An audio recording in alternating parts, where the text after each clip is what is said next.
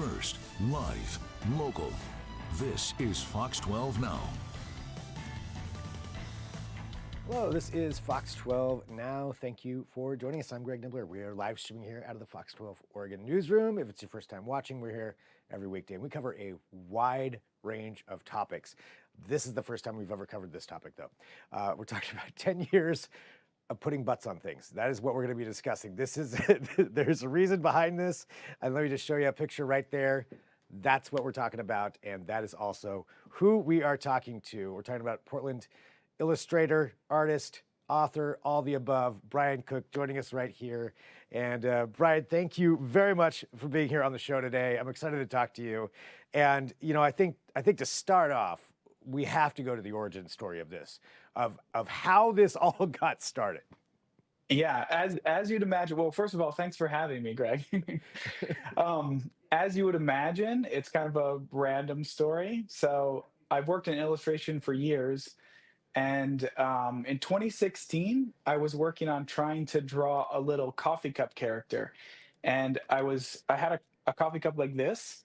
And I was thinking that the little hot sleeve was like maybe the t-shirt of the character. So he had like his arms and I was drawing a little face.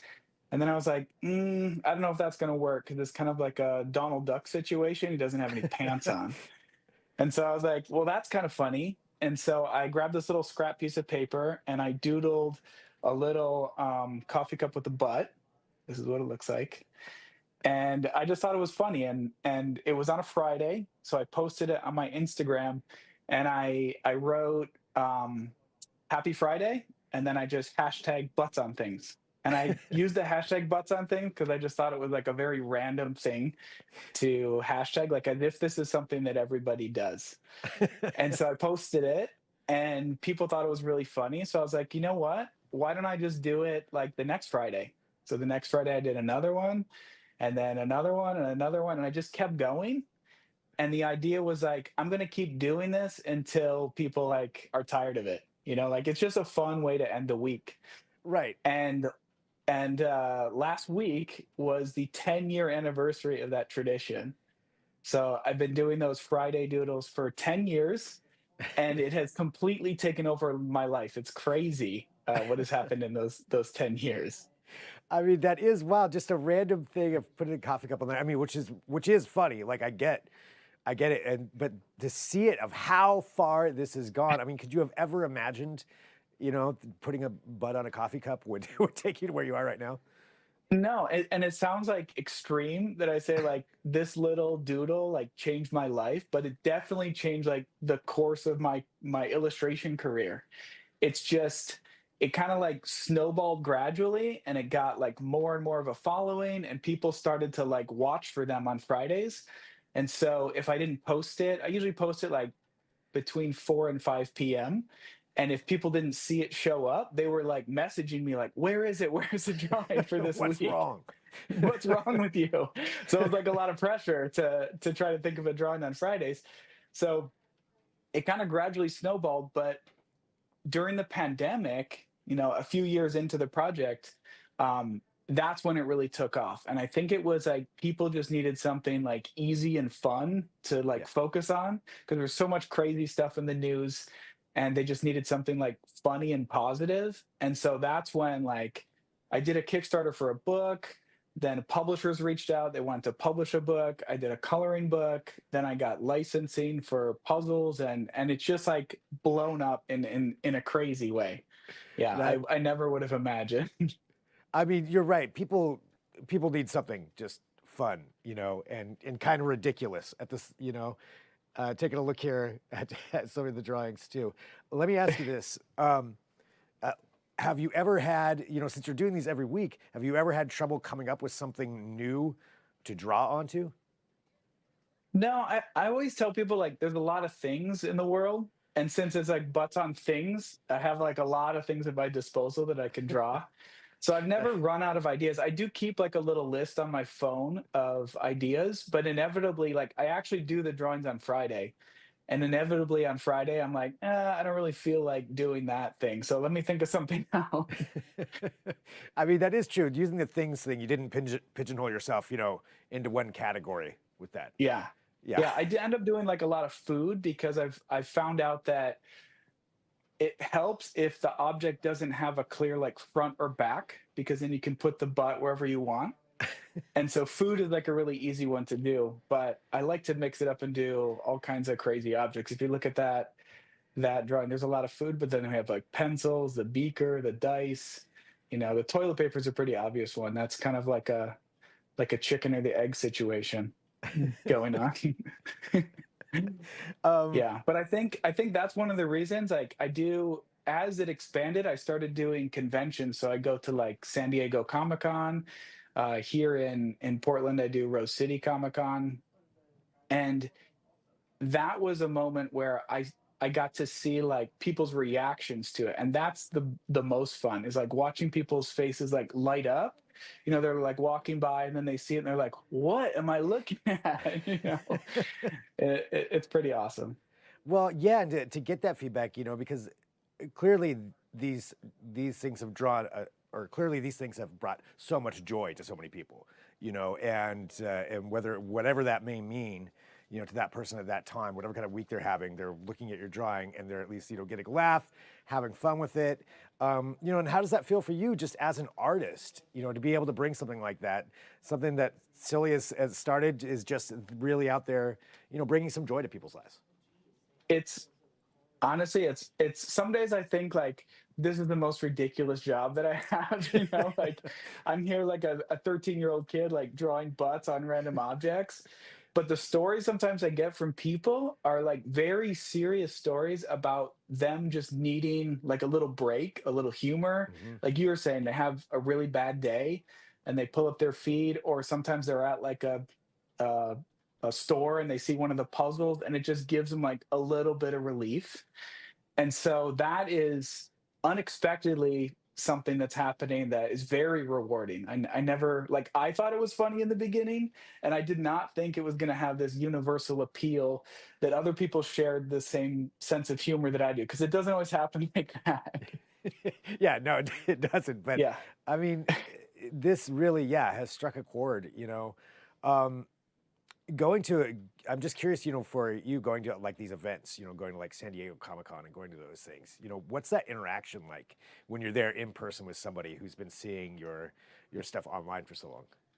It's it's really cool. I mean, it's like I'm a mini like celebrity of some kind. They come up and they want me to like sign. They bring puzzles they want me to sign, or like other merch that I have, and they're excited to meet me. They want to take pictures. But the thing that's really cool is, like I said, seeing like how excited they are by the drawings, by the artwork, that it makes them happy. They collect them, they share them with friends, they share them with kids. um, I got a story from a lady once that I have stickers that are like in these little quarter vending machines, and she was trying to collect all the stickers. There's like 22. So she was like getting all the stickers, and then every day she was like hiding them in one of her coworkers' office. So her coworker would be like working on something, like pull a sheet of paper that you needed, underneath it is like, a popcorn butt or something like that. So like spreading that little joy to other people. um People tell me those stories when I meet them, and it's awesome. It's awesome to hear. That's so great. Um, Yeah. what's one of the, do you have any kind of real strange stories that you've heard from people just about the artwork? I don't know about strange. I have a lot of people that have gotten tattoos of them, which I don't think Really? is strange. I myself don't have tattoos, so it's crazy that, like, I'm a very indecisive person. Not that I'm against tattoos, but I feel like I could never choose something that I'm like, this is the thing to tattoo. Yeah. And so I have a little reel on my Instagram that is, and not even all of them, but maybe like 50 different people that have gotten tattoos of the butts on things illustrations. And so that's, to me, that's very crazy. Like, you're gonna permanently ink it on your body is pretty awesome. Yeah. That is nuts. Yeah. Wow. Well, for other people out there, who may be aspiring artists of some kind, what kind of recommendation would you have to somebody? I I'm like a true believer in kind of like the process. And so, and creating something that's going to push you to keep going. I always feel like artists are like sharks, like we can't stop swimming, you know, we have to like, I don't even know if that's true, if sharks can't stop swimming, but that's something that I was told. Yeah, that's me um, neither. we'll say it's a fact. So I always feel like the more you push through, you know, the more you're going to come up, your creativity is going to keep going. The worst thing you can do is like sit there and wait for ideas to come. And so setting up these projects, there's a lot of people that do a project called Inktober, where you try to like do a ink drawing every day for the month of October, or you know, weekly drawings or theme drawings or something that's just gonna like keep you going.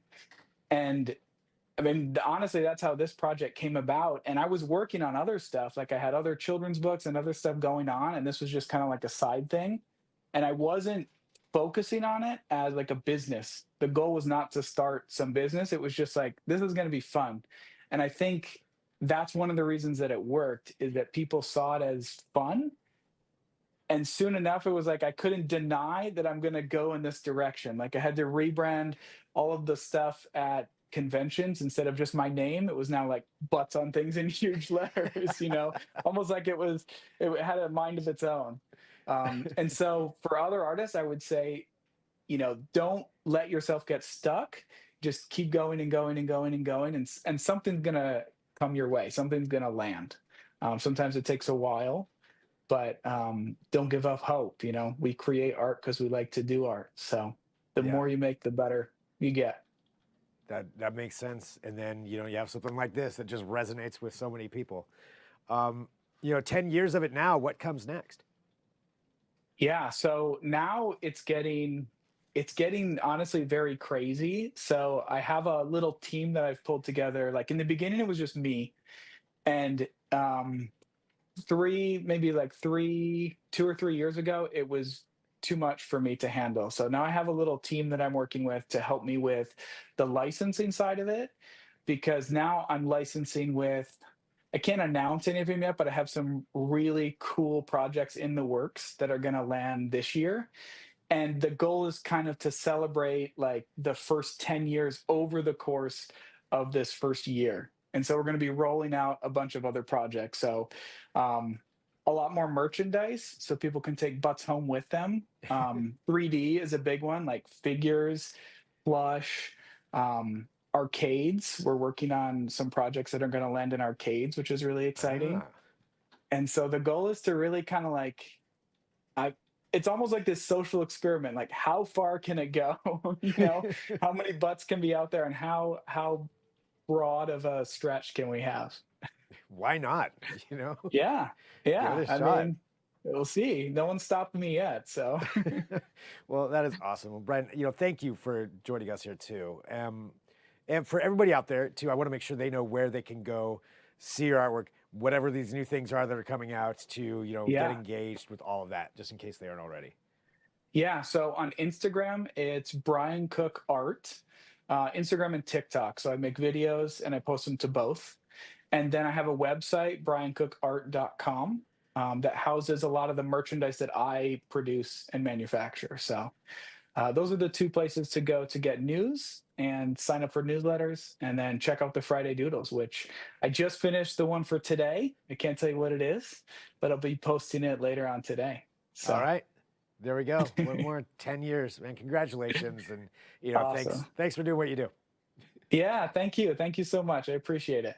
And for everybody watching, we're going to go ahead and take a break. We'll be back here a little bit later on today. But if there's breaking news that happens between now and 4, I'll have that for you. But be sure to watch all of our segments, of course, on the Fox 12 Oregon app. And a big thank you to Brian for joining us for this segment. We cover a wide range of topics. But as I mentioned, this is the first time we've ever talked about this one. So thanks, everybody. We will talk to you soon with more Fox 12 Now.